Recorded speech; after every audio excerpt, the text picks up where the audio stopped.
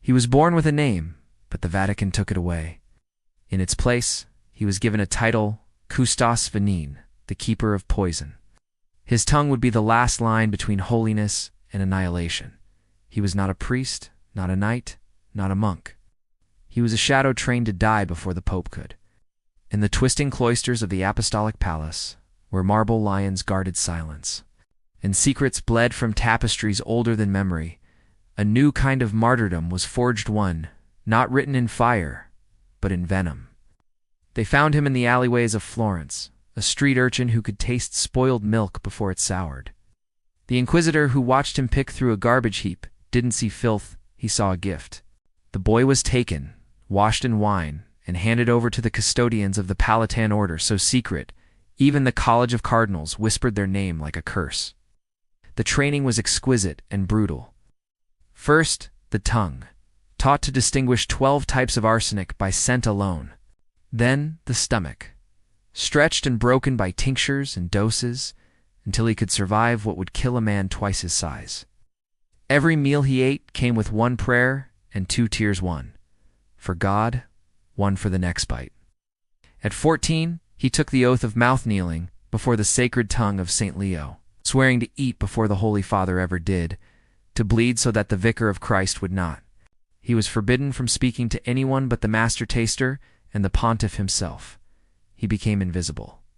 But he was always watching, always listening, because in the Vatican, poison was not an if, it was a when, and it always came with a smile. The first attempt was subtle. A cup of spiced wine sent from the French ambassador. The Pope was meant to sip it during Mass, in full view of the faithful. The custos tasted it beforehand. His tongue burned like iron kissed by flame. Belladonna, laced with saffron to hide the sting. He vomited blood behind the altar but lived. The wine was never mentioned again. The French ambassador died of fever days later. The Pope, he gave a sermon on divine mercy. And yet, with each passing month, the custos began to feel something worse than pain. Doubt. Why was he saving a man he never spoke to? Why did the Holy Father never thank him, never look him in the eye? Why did the same cardinals who plotted in shadows smile so broadly at breakfast? He had become the Vatican's most essential ghost stand, like all ghosts. He longed for the warmth of being seen. But ghosts have no names, no voices, no friends, only purpose. Like wine can sour. The bells of St. Peter's tolled 13 times that morning. An error, they said. A mechanical slip. But to the Custos Veneni, it sounded like a warning, the kind carved into bone, not parchment. He had survived 19 tastings since the Belladonna Mass, each one deadlier than the last. Hemlock and honey, thallium and broth, a wafer laced with powdered aconite sacrament, a gamble with God's will, and still the Pope lived. Still, the shadow swallowed the sting. But something had shifted. That morning, the kitchen was too quiet. The Suze cleric avoided his gaze. The master taster, a man named Severian, who once claimed to have survived drinking from a lead goblet, stood stiff by the doorway with his hands clasped too tightly, his knuckles white with a secret. The custos watched the preparation of the holy chalice, gold encrusted with sapphires, filled with a dark crimson wine pressed from grapes grown in the Apostolic hills. It smelled like incense and iron. It tasted like sorrow. He felt the pain within, seconds, sharp, hot, searing up his throat like fire through a cathedral nave. His hands convulsed. His vision blurred. He collapsed in silence, his body arching, jerking like a puppet held by invisible strings. But he did not die. Not this time. Severian moved swiftly, pressing a cold stone beneath his tongue, a relic trick. Some ancient neutralizer of monkish origin, and whispered, that was meant for both of us. The custos lay in the crypt infirmary for 3 days, surrounded by saints' bones and secrets. No inquiries were made. No punishments were issued. The Pope dined that night on pheasant and wine, alone. When the custos emerged from the crypt, something inside him had changed, merely physically, though he now walked with a slight tremor and could no longer taste sweet from sour. No, something deeper had fractured. He had tasted mortality too many times, and found that it no longer scared him. What haunted him now was the question he dared not ask. What if the Pope himself was the one testing him? He began to notice things he had ignored before. The whispered arguments behind cardinal doors, the way guards turned their backs at odd moments. The gold coins exchanged not in dark alleyways but beneath the light of holy candles. The Vatican was a fortress, yes, but not against sin. It was a fortress built to contain secrets, to cage them, bury them, and if needed, feed them to someone who could not speak. The master taster disappeared the next week. Letter of resignation, unsigned. The custos was promoted. At 17, he was now the final filter between the divine and the damned. His first solo tasting was a wafer, brought by a German emissary plane, unadorned and suspiciously warm. He paused, studied it beneath candlelight, and did something he had never done before. He refused. They dragged him to the papal chamber in chains, not to punish, but to explain. And for the first time, the Pope looked at him, not through him, not past him, but into him. "You are not here to taste," the Pope whispered, voice like velvet soaked in oil. "You are here to bear witness." The custos did not understand, not yet, but he would. That night, he dreamed of a chalice, overflowing not with wine, but with blood, and in its reflection, he saw not his face, but the Pope's. The rain would not stop. For 7 days, it fell over Rome like a curtain of mourning, darkening marble into shadow and baptizing the Vatican in a silence too heavy for prayers.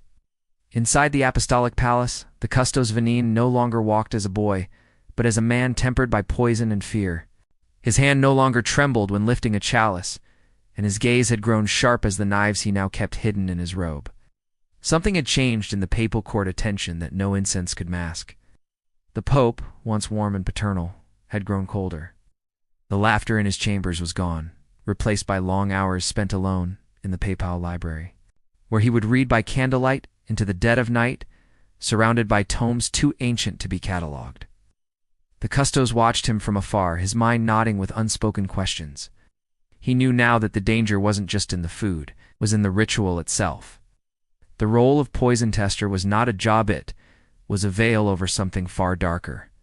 One night, summoned without warning, the custos was led through the subterranean vaults of the Vatican, a labyrinth of locked gates and sacred dust. He was brought before an ancient door marked, save for a single Latin inscription etched into the iron, "Non omnis moriar," I shall not wholly die. The chamber inside was a room of horrors. There, in jars suspended in oils, floated tongues and fingers and eyes, artifacts of failed testers. On one side, a reliquary held a bloodied parchment with what looked like a recipino ingredient measured in grams or spoons, but in heartbeats, breaths, and moments before death. This was the Codex Venene, the secret gospel of ecclesiastical poisons, known only to popes and their chosen testers. It detailed not just how to detect poisons, but how to administer them silently. The custos was no longer a shield. He was becoming a sword. In the weeks that followed, the Pope began sending him to test food not meant for the papal plate, but for others, envoys, dissenters, even cardinals. The custos played the role, tasted what he must, and sometimes added a drop to many. Sometimes the food was clean. Sometimes he watched a man die with grace and with God on his lips. He prayed harder on those days, but his prayers felt like whispers in a cathedral of screams. The final blow came in the form of a name. He was handed a sealed missive one morning, bearing the broken wax of a papal ring. Inside, an order written in the Pope's own hand. The target was Father Anselmo, his mentor, the only man in the Vatican who had treated him as a son. The reason? Whispers of heresy, sympathy for the poor, aimed ship with the wrong angel. The custos stared at the letter as if it were dipped in venom. In truth it was, not in ink, but in purpose. He could not refuse. To refuse was to vanish. To obey was to lose himself. That evening, as he stood before Anselmo's dinner tray, lacing the wine with an undetectable dose of cantarella, he did something he had not done in years. Cried. Not loud. Just a tear, like a droplet of mercy slipping down the side of a chalice.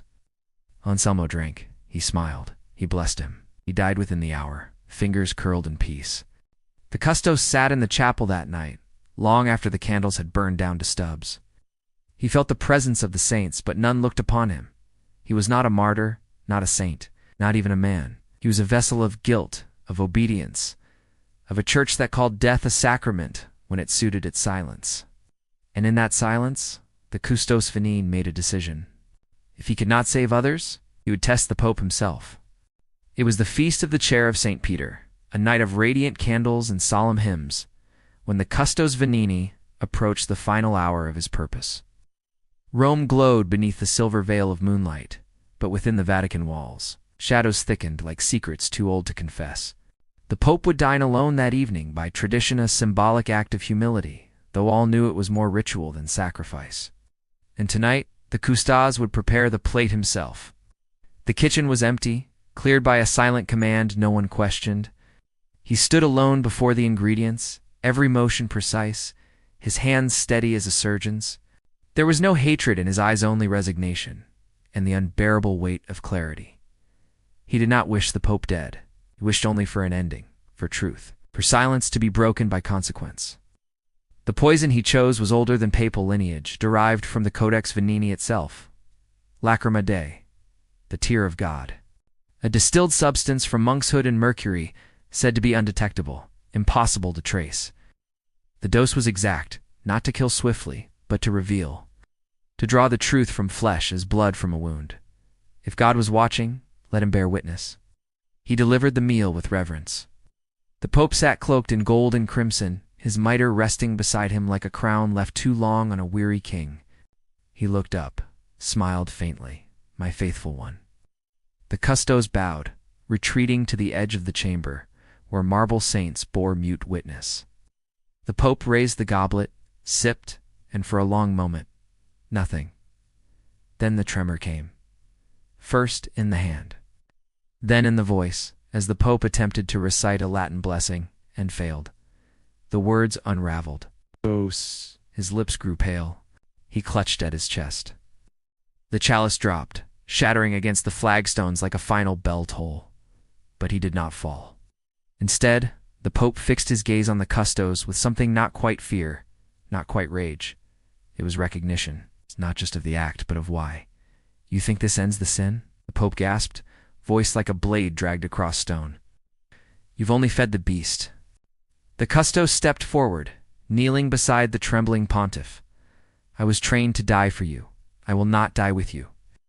The Pope's breath slowed, his eyes now glass. With one final effort, he reached into his robes and pulled out a small iron key, pressing it into the Custos's hand. The chamber, beneath the crypt. Take the codex, burn it, or become me.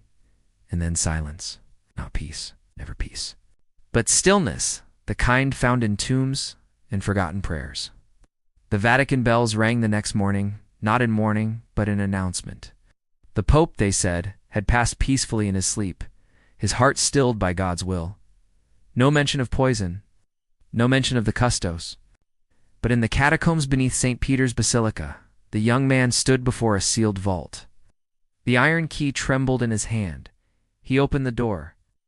Inside, books wrapped in skin, bottles sealed with blood-red wax, and paintings on the walls, grotesque murals of men in papal robes overseeing executions, poisonings, rites twisted into murders. It was not a record of sin. It was an instruction manual. He took one vial, one page, and then lit the rest aflame. The fire devoured centuries in silence, as if the church itself were relieved to be rid of its own shadow. When he emerged, no one saw him. The Custos Veneni was no longer needed. The next pope would name a new tester. But somewhere, across oceans and time, rumors would spread of a man once trained to die for God, who chose instead to live for the truth. And every time a pope raised a chalice to his lips, in every generation thereafter, a quiet thought would creep behind holy eyes. Is this the sip that ends me? Somewhere hidden among the faithful, the last poison tester watches. Still,